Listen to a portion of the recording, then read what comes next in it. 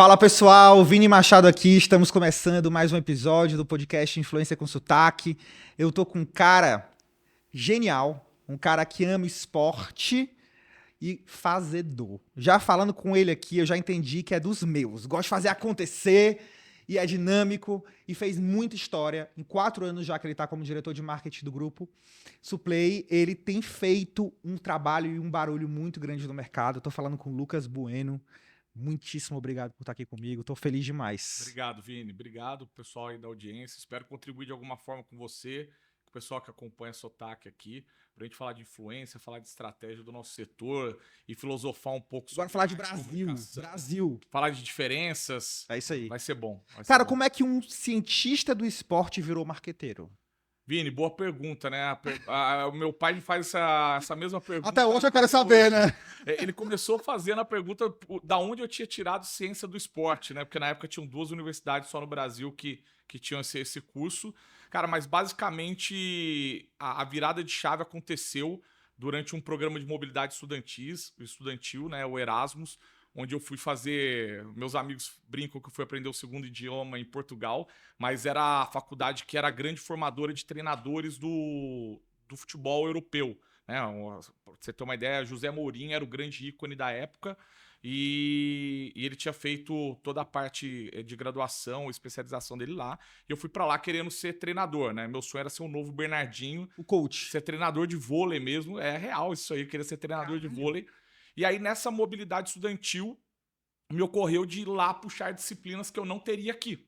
Né? Porque o curso de Ciências do Esporte ele tem uma característica muito particular de como é dividida a grade curricular.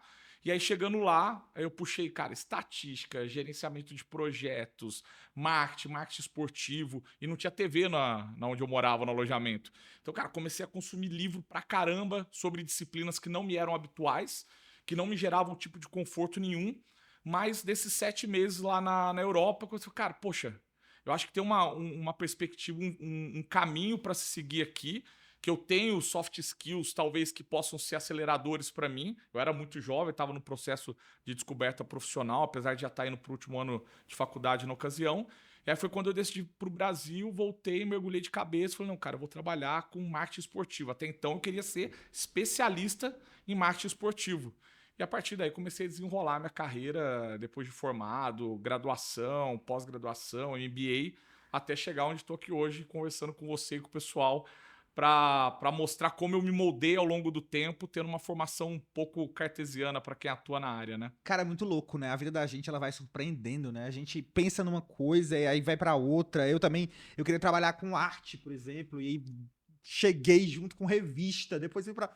E aí a gente vai entendendo que no final das contas tem um propósitozinho ali que belisca na gente, que, por exemplo, hoje você trabalha numa empresa que tá ligada ao esporte, Totalmente. né? Que tá totalmente conectada com esse universo. O que é que mais mudou, assim, falando de marketing esportivo de 10 anos atrás pra cá? Cara, é uma longa trajetória, assim, a mudança, porque o que acontece? Quando eu olho para minha carreira, eu sempre fui uma esponja, assim, sempre o que a minha força motriz foi essa curiosidade incansável de aprender o novo. E quando o marketing esportivo despontou no Brasil, que todo mundo falava que era a década do esporte, né? Foi quando ali o Brasil foi escolhido para sediar a Olimpíada e Copa do Mundo. Cara, o boom foi assustador, assim. Todo mundo só falava de investimento no esporte e tudo mais. Mas a forma como era feito sempre me trazia um questionamento muito grande, porque, cara, a vida inteira eu fiz esporte e sou apaixonado por isso, e há 20 anos eu trabalho com empresas que têm ligação com o esporte, né? A saúde como um todo, né? Como um todo, e assim, cara, o poder transformador dele é algo que mexia demais comigo, né? Minha esposa ainda me sacaneia, fala, cara, que eu sou a única pessoa que assistindo esporte espetacular, é certeza que eu vou chorar, enquanto, cara, eu posso estar vendo uma tragédia gigante que talvez não me toque tanto, mas aí É o lugar onde característica do é o indivíduo. lugar onde toca. É o que me move, assim. E aí, dentro desse processo, dentro daquela década esportiva, do esporte brasileiro, eu comecei a ver que as grandes companhias não sabiam descer os assets que elas adquiriam como patrocínio para toda a cadeia de negócio dela. Então, a partir dali, foi um gatilho que eu falei, cara, peraí, beleza, eu fechei um patrocínio de um atleta olímpico, ou da Olimpíada, ou da Copa do Mundo. Como que eu faço isso, trabalhar em prol do meu negócio, fazendo com que toda a cadeia de stakeholders esteja envolvida, com esse investimento milionário que eu tô fazendo, isso gere equity para mim, não só para gere vendas, Não só sellout, não mas só que gere sellout, equity no que gere negócio. equity Né? pro negócio. E sempre fiquei nessa questão, cara, como que mensura, como que faz, por que ninguém consegue descer de forma tão perfeita esses ativos, que a gente chama de ativos esportivos, pro negócio. E a partir dali mergulhei, mas faltava. Eu precisava entender mais de comunicação. Na ocasião, eu trabalhava numa multinacional alemã, que foi a minha grande escola, e eu ficava maluco, porque era uma estrutura que estava num processo de turnaround no Brasil, da operação. E então você via pessoas muito seniores numa sala de reunião discutindo com pessoas extremamente juniores, que era o meu caso na época. E, cara, eu tinha um feeling ali de que o que eu tava falando era o correto, mas eu não tinha base para sustentar e defender. E aquilo foi me gerando uma inquietação absurda. E eu falei, não, cara, marketing esportivo não vai ser suficiente para sustentar a minha construção de carreira e eu colocar em prática, ser o fazedor que eu sempre fui, pensando em como, de fato, o esporte pode transformar os negócios.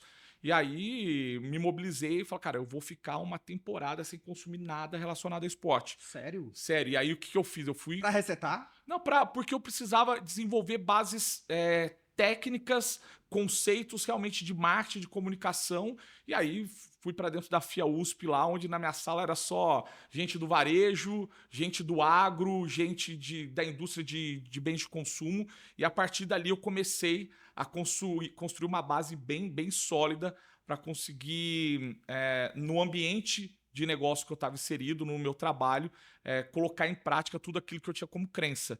Então, o marketing esportivo, na verdade, ele só foi o gatilho do que veio construindo minha carreira até hoje, né? Porque no final eu percebi que eu era apaixonado por construir valor para marcas, mas através das comunidades esportivas, de como dialogar com elas e trazer verdade para um discurso, para uma narrativa que de fato criasse conexão com o fã, com o consumidor. Cara, tu falou uma palavra que é comunidade, né? Comunidade, para mim, é a palavra do momento por um bom tempo. Né? Construir relação real com comunidades. Quando a gente fala de influência, por exemplo, a gente entende e escolhe perfis que falam com aquela comunidade. E cada vez muda. Se a gente for lembrar as Olimpíadas, as Olimpíadas de Tóquio, que foram as Olimpíadas passadas, para agora, e as Olimpíadas do Brasil, que foi retrasada, para agora, a gente já começa a ver um movimento completamente diferente. Então, meio que viciado em tentar entender o que está por trás das marcas das Olimpíadas. Tipo, elas patrocinam esse atleta, o que é que vem, o que é que não vem, movimento de Cazé TV, movimento de Globo, eu fico meio maluco, assim, vendo agora On versus Nike, cada uma no seu rolê ali, entrando dentro dessas discussões, a Roca também falou, cara, o negócio tá, tipo, muito grande, e o esporte cada vez mais forte, com audiências muito gritantes, né, falando com comunidades e nichos muito diferentes, e hoje em dia cada vez mais entrando nesse universo. Como que você vê o marketing de influência cada vez mais infiltrado dentro do esporte? Porque isso está muito forte. Você vê um movimento de um Cazé, do Casimiro, cara, que ele conseguiu criar uma reputação, né, uma credibilidade, uma audiência em cima daquilo, e novos canais de comunicação. É uma grande mudança, né, nesse universo como um todo. Não, total. Essa fragmentação do conteúdo e dos meios de distribuição dele acabaram trazendo um nível de democratização que até que para as marcas é extremamente complexo entender, né? Então, quando a gente olha, por exemplo, para dentro de casa, né, que eu tenho propriedade para falar, eu posso falar das marcas que eu represento. Esse talvez ele seja o maior desafio de expansão e de criação de valor real. Porque quando a gente pega, por exemplo, um conteúdo extremo, a gente brinca lá que o mainstream vai morrer. Né? Se você pega os grandes conglomerados de marca, o que eles faziam antes? Eles compravam marcas emergentes, internalizavam ali em busca de sinergias operacionais, faziam M&As para construir comunidades e ganhar um equity maior do E no final, se você pegar historicamente, a maioria das vezes esses conglomerados acabavam matando essas marcas e destruindo a relevância delas. Verdade. Hoje você já vê um movimento totalmente contrário. Você vê grandes conglomerados fazendo essas aquisições, mas mantendo seus founders, grande parte das vezes ali na operação, para não perder esse elo real com a comunidade que aquela marca conseguiu se conectar. E a gente, hoje, como principal hub de marcas que entregam saudabilidade e performance, a gente percebeu que, mais do que territórios, as marcas precisavam se comportar como mais um integrante da comunidade que elas dizem viver. Fala mais disso. Então, vou te dar um exemplo. Cara, a Max Titanium, ela tem um propósito muito claro de ser uma marca mentora, né? Então, assim, cara, eu cheguei até aqui, eu me planejei para chegar até aqui, agora eu tô pronta para te ajudar a chegar até lá. Mas quando ela fala te ajudar a atingir o próximo passo, o que que ela tá dizendo? Não é que eu sou uma marca, eu sou arrogante, eu vou te trazer até o Olimpo, até você atingir sua maior performance ou o físico que você espera. Não, cara, eu vou te ajudar do início ao fim nesse processo de transformação. Então, ela é uma marca que ela dá a mão, ela respeita o tempo do fã e ela vai caminhando lado a lado. A probiótica vem numa fase, por exemplo, agora que a gente está cuidando junto com o pessoal da Future Brand, é uma marca que vem passando Amo a Bel. um abraço pro Lucas aí também, pra galera de lá. Adoro. Eles vêm ajudando a gente Vocês são demais. a ressignificar a probiótica, que é uma marca icônica, ela é a mãe de todas as marcas, né? Ela é a pioneira. A gente brinca que se existe mercado de suplementação no Brasil é porque lá atrás a probiótica Nasceu. acreditou e fez com que esse mercado existisse aqui. E a gente conseguiu achar, junto com a Future Brain, um território muito único, que é na hora que a FB trouxe pra gente falou assim, cara, é isso.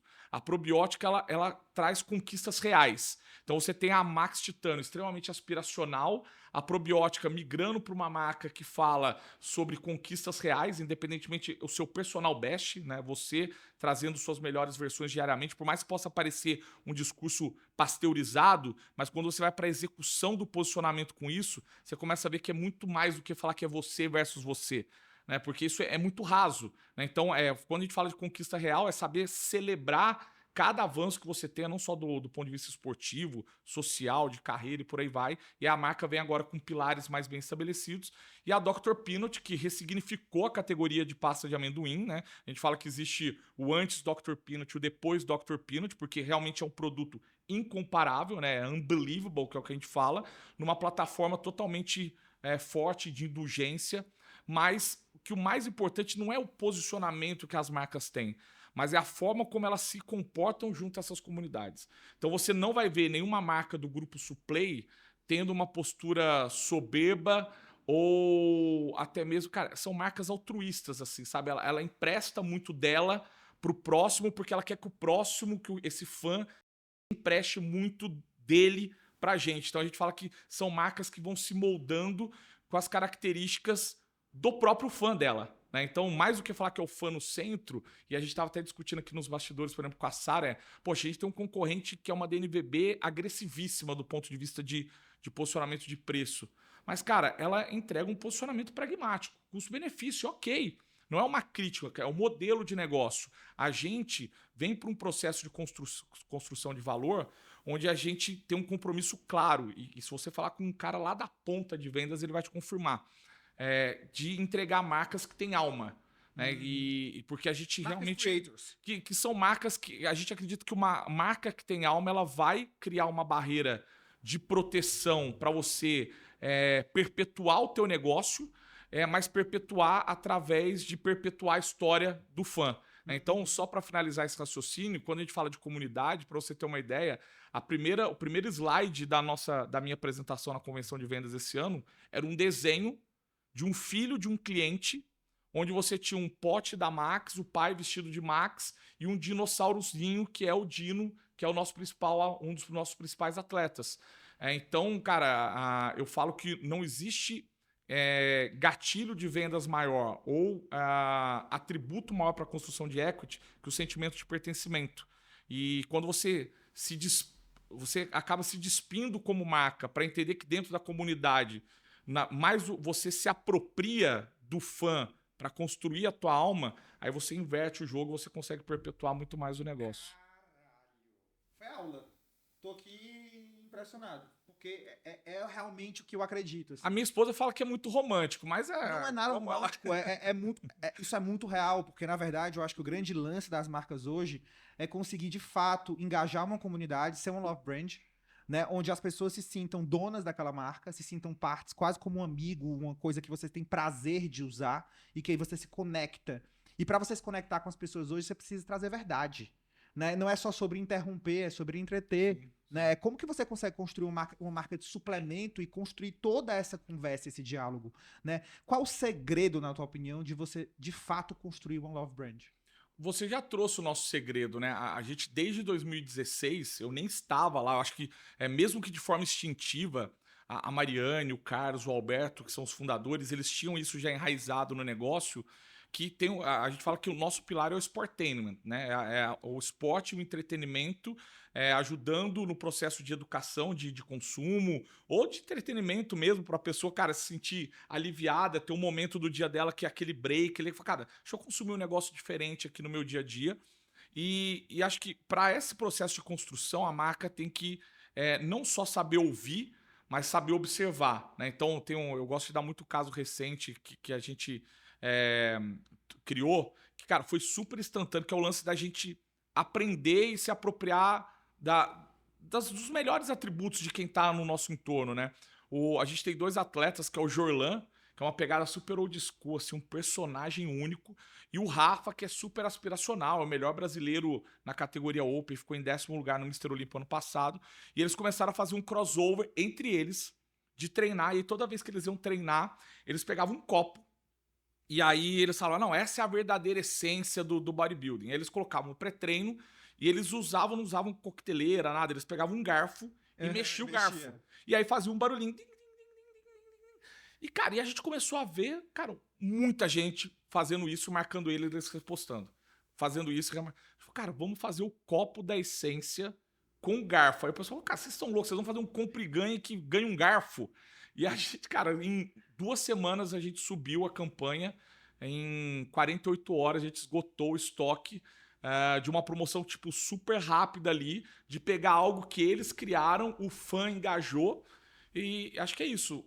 Saber ouvir e observar o que a comunidade faz é a melhor forma de construir uma Love entrar Brand. no jogo deles, né? Porque no final a gente faz para eles. Né? Então, assim, a gente pode estar querendo. E aí teve casos outros também, né? Tem os casos que estão de insucesso. A gente falou, pô, vamos fazer uma locação, fazer uma gravação outdoor com um desafio XPTO, cara, mobilizamos equipe, energia. E no final, cara, não teve a performance que a gente imaginava. Ação, né? Então, acho que o lance da comunidade e para construir essa Love Brand é a gente tá ali o tempo todo dialogando. E tem hora que a comunidade manda recados. Ela fala assim, cara, vocês erraram a mão, isso aí não é o que a gente quer. E a gente fala, puta, erramos a mão, tá tudo bem. E vamos embora. Na próxima a gente acerta. Então, esse ciclo e essa velocidade de execução, de não ser só um discurso vazio, de colocar o fã no centro do negócio, hoje a gente tem uma espécie de war room, que geralmente todo mundo faz, cara, em grandes festivais, em campanhas grandes. A gente tem fixo, por exemplo. Como é que funciona um War Room? Cara, a gente tem plugado a Winning como a ferramenta de inteligência de IA para facilitar a geração de insights e briefing para os creators que estão acoplados ao nosso ecossistema. A gente tem... Eu quero trazer o Jean aqui, hein? O Jean é muito bom. Cara, o Jean é muito bom, vale a pena. Trazer o Jean aqui. Vale a pena, assim, é um cara que...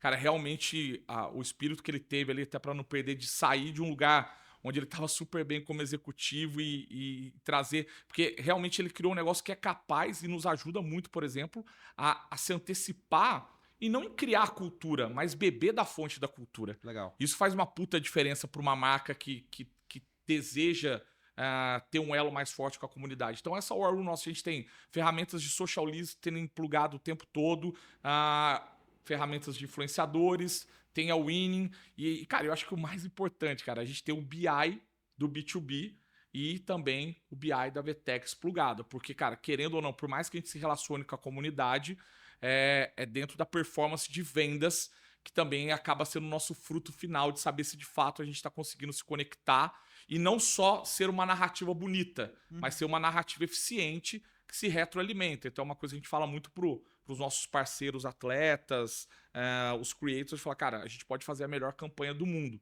mas se a gente também não fizer essa engrenagem rotacionar, né, girar bem, pô, de nada adianta. Então, hoje o nosso mercado é extremamente dinâmico, as narrativas vão mudando em questão de horas, juro por Deus que é questão de horas. Então a gente precisa ter o time bebendo da fonte e, cara, quem escolhe esporte abdica de final de semana, de horários. E nossos ecossistemas estão dentro do esporte, né? Então a gente optou por deixar uma War Room fixa E aí, obviamente, que dentro da equipe a gente tem as pessoas que são responsáveis por monitorar uma ou outra plataforma. Porque os dados hoje em dia, saber ler os dados, E o volume é muito grande. É muito grande. Mas assim, a gente tá falando de um Love Brand, a gente tá falando de um canal de conexão direta com o consumidor, né? Um canal de conexão direta com a comunidade, com o público, mas o trabalho de sellout de vocês deve ser algo com uma força e uma tração muito grande para poder acontecer. Quando a gente fala direto com o consumidor e tem todas essas respostas que o Ballroom traz, é muito positivo. Mas como na ponta, falando de um Brasil tão grande, vocês conseguem fazer de fato esse sellout girar e ajudar esses parceiros B2B de vocês? Vamos lá, vou tentar responder de uma forma simples para a audiência entender. O nosso modelo de negócio ele é extremamente complexo, porque nós somos multicanal. Nosso negócio ele vive um desafio regulatório de preço, diferente do que você vê, por exemplo, em calçado, tênis de corrida. Cara, tem lá um tênis da On ou da Nike, vai ter o preço de sugestão R$ 999,90, você vai achar com uma variação de 10% para mais ou para menos, seja na Centauro, ou seja na Baiara, ou seja numa loja online. O nosso negócio não, ele é extremamente pulverizado, são muitas marcas, é um negócio que está longe de estar consolidado. Né? A gente brinca que o líder são outros, né? Que é aquela linha outros que tem 500 marcas lá dentro. E você vê um mercado, falando de B2B, num processo de amadurecimento de canal. Então hoje o nosso negócio é alicerçado em parceiros super estratégicos, que são as body shops, né? O que a gente chama de canal especializado. E esse canal especializado, ele ensinou uma coisa importante pra gente, Vini, que mais do que se apropriar de um calendário sazonal de varejo, o nosso segmento precisava criar o seu próprio calendário. Então, quando a gente olha para a regionalização na ponta, a gente tem desde visões super micro, onde, por exemplo, eu vou ter um evento da Muscle Contest, que é o principal show de fisiculturismo, a principal liga é a NPC, que é a nossa parceira, em Campo Grande. Cara, a gente desce em campanhas ultra regionalizadas, onde eu encontro, sei lá, 4 lojistas parceiros, um deles vai operar no evento e os outros 4 vão fazer, por exemplo, ações de compra e ganhe ingressos para o show que vai ser em Campo Grande. E aí a gente vem construindo essa narrativa do micro para o macro, a gente não faz o inverso. Então, por exemplo, hoje... Que é o que deveria ser. Que é o que deveria ser. A gente decidiu construir de trás para frente por causa dessas nuances que você fala, regionais. Até mesmo porque o esforço de categoria muda. Então você pega, por exemplo, tem algumas praças, sei lá, o Sudeste ele já está muito bem desenvolvido a categoria de pré-treino. Cara, o Nordeste, cara, ele tem uma imensidão de oportunidades pra gente. E dentro do Nordeste, cara, Recife tem uma dinâmica totalmente diferente, completamente diferente de Fortaleza, né? Então, o que a gente começou a fazer? Inclusive, isso é super recente. Na Arnold desse ano, a gente lançou o Elite Pro, que é o primeiro programa estruturado do nosso negócio, da nossa indústria, vamos dizer assim, onde lá eu tenho os top clientes, eles estão categorizados por regionais e a gente faz campanhas específicas de sellout onde o próprio cliente resgata. Então, assim? Eu inverti o... Então, assim, todo o selling dele, como se fosse um programa de milhagem, vira pontos. Tá. Então, ele conhece a dinâmica da loja dele.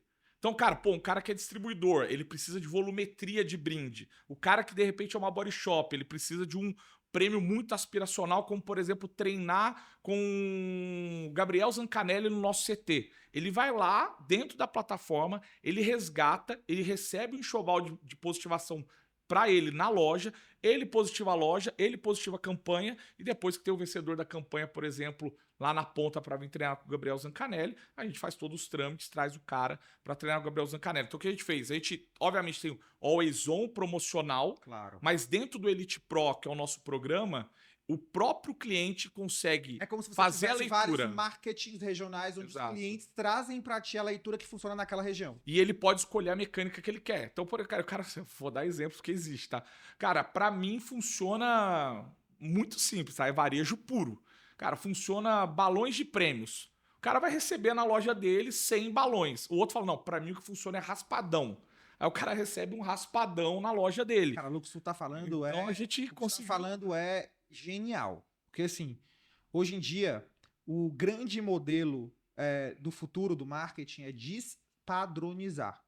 Né? Hoje a Nike, por exemplo, tem um projeto chamado Nike Buy, onde as lojas dela vão ser todas despadronizadas e feitas pelas comunidades locais, que conversam com a comunidade local. para gerar de fato uma conexão.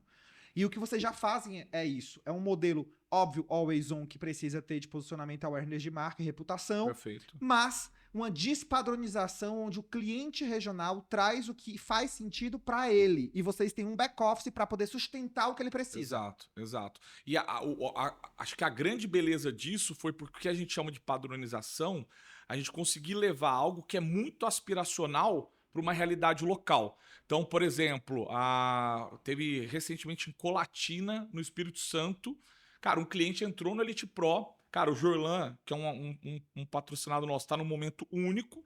Cara, ele customizou uma ação de aniversário da loja dele Pô, que legal. através da plataforma, onde o Jorlan criou vídeos customizados e, cara, e o Jorlan foi no dia do aniversário. Então, assim, a gente conseguiu contar a história desde o videozinho, que é algo que é uma entrega, um entregável simples, o cara faz uma videoselfie, até o cara entrar no avião, pegar, ir lá pra Colatina e fazer o evento de aniversário. Acho que, se não me engano, eram 12 anos da loja lá do nosso cliente Colatina. Então, a gente conseguiu criar um elo onde o aspiracional do nosso mercado, ele consegue descer para uma via local. Cara, e a gente vive num país continental, um país muito grande. Eu tava falando um pouco sobre isso agora, né? Você falou sobre essas estratégias regionais e eu ia te perguntar exatamente isso, assim, qual o maior desafio para conseguir falar com todos os sotaques desse país?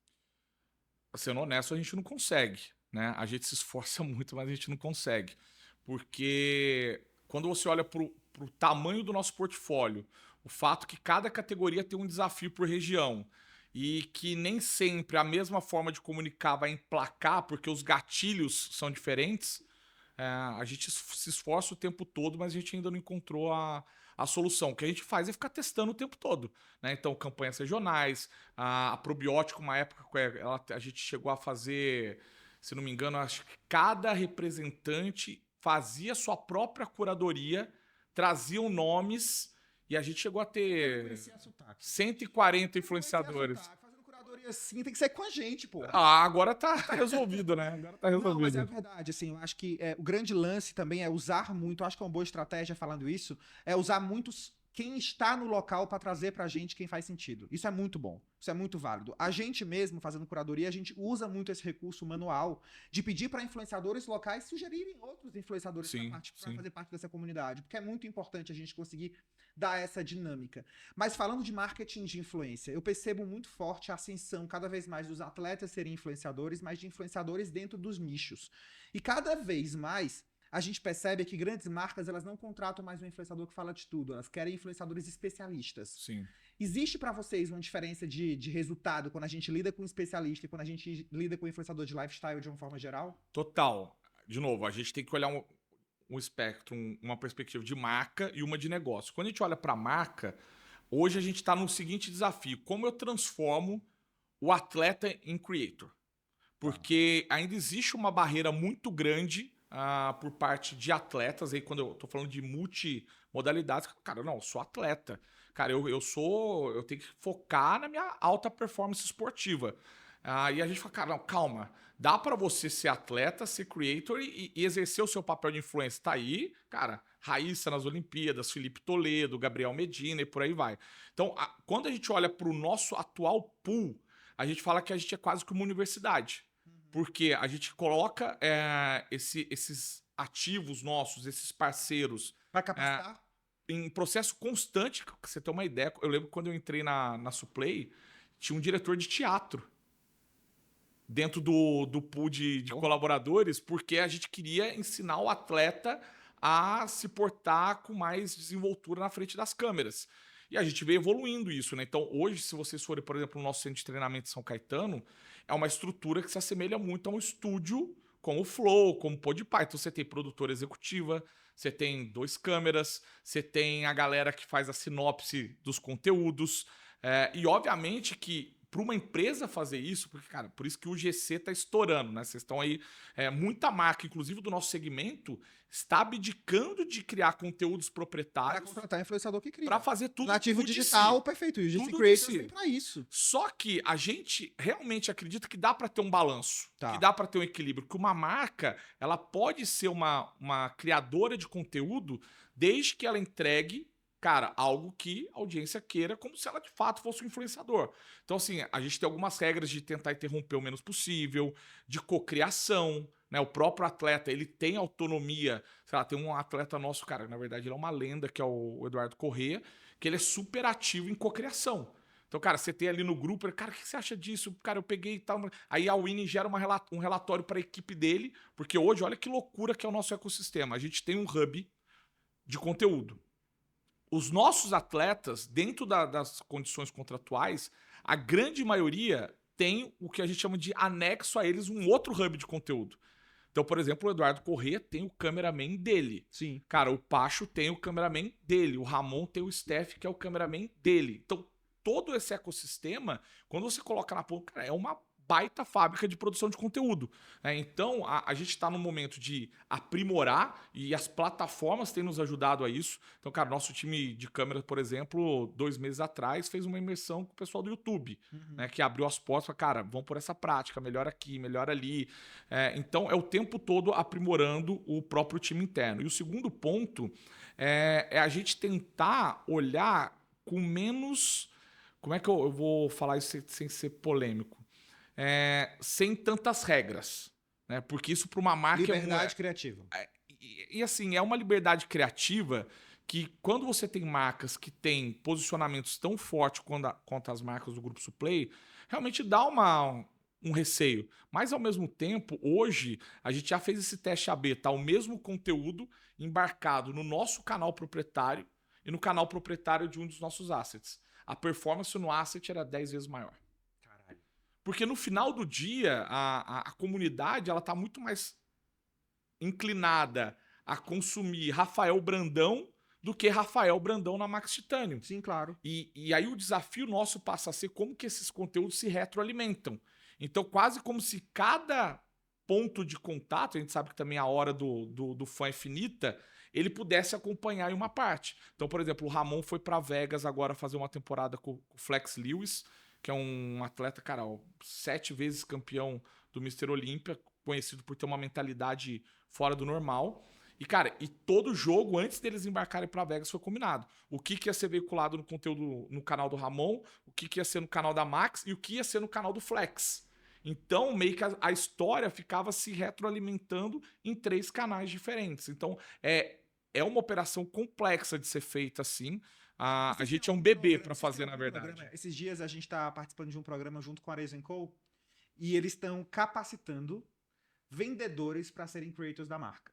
Existe algum programa, tipo, que me veio aqui na ideia, não sei se já existe, mas tipo um Suplay Creators, onde vocês abrem vagas e criam essa capacitação e montam um grande time de creators feitos por vocês? Não, mas já é uma ideia que eu já anotei aí, a gente vai fazer, já que a gente gosta de fazer. Achei do caralho. Imagina, você abre um congresso, sei lá, uma convenção, vê quem são, todo mundo se inscreve, você seleciona, pré-seleciona quem tem mais possibilidade e monta um time de creators capacitados com uma aula tua, com a galera, né? E potencializa pessoas que já são engajados com a marca de forma orgânica. Trazendo próprios creators que vão bem com a marca pra conduzir isso. Porra, eu quero participar disso. Não, tá vai ser do caralho. Tá convidado. Do caralho, porque vocês têm muita gente engajada. Ele vai colocar o link pra inscrição aí de quem quiser ser o nosso creator. Eu primeiro tenho que fazer muita academia pra depois eu ser creator de vocês. Não, mas a gente tem que desmistificar, sair desse estereótipo da academia também. A gente fala muito... A probiótica vem para isso, né? Hoje, a pós-pandemia deixou um legado para a gente. Tem uma frase que a Mariane, que a nossa CEO, fala assim: a ciência está do nosso lado, né? Então, acredito que a gente já conseguiu vencer essa barreira da suplementação só associado a altíssima performance, ou que para quem quer ir para academia, malhar. Cara, é qualidade de vida, é bem-estar. Obviamente que é como um marketing esportivo tradicional, né? Eu vejo lá meu filho, ele quer a chuteira do Messi. Sim. Porque ele vê Só que a chuteira do Messi que eu compro pra ele é um takedown que custa 10 vezes menos do que a chuteira do Messi. E essa premissa para suplemento é muito parecida também, assim. Então, cara, dá pra todo mundo. Mas minha cabeça tá assim, ó. Pum.